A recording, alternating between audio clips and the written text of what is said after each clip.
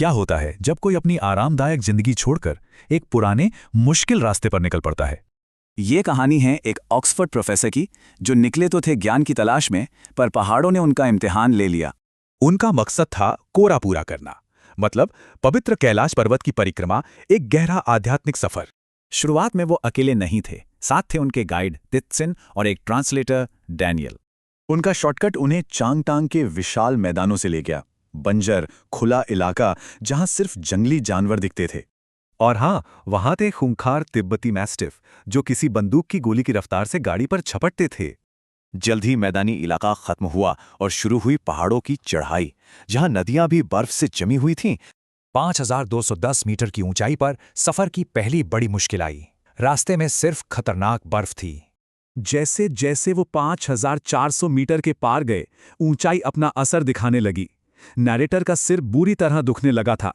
और आखिरकार 5515 मीटर पर वो दर्रे के टॉप पर पहुंच गए, पर सफर अभी बाकी था। दर्रे से नीचे उतरकर वो हूर पहुंचे। ये छोटा सा शहर पवित्र मानसरोवर झील के किनारे बसा था। लेकिन जो किताबों में पढ़ा था वो वैसा बिल्कुल नहीं था। ये एक धूल भरी उदास जगह निकली। अगला पड़ाव था डार्चेन। यहां पहुंचकर ठंड और ऊंचाई की वजह से उनकी तबीयत और बिगड़ गई।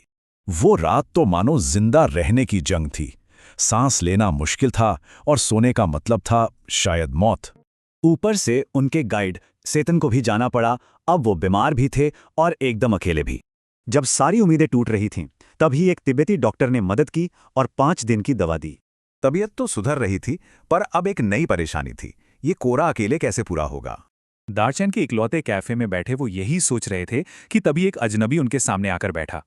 उसका नाम था नूरबू, और वो भी कोरा करने ही आया था। बस फिर क्या था, बन गई टीम। नोरबू बीजिंग में काम करने वाले एक तिब्बती थे।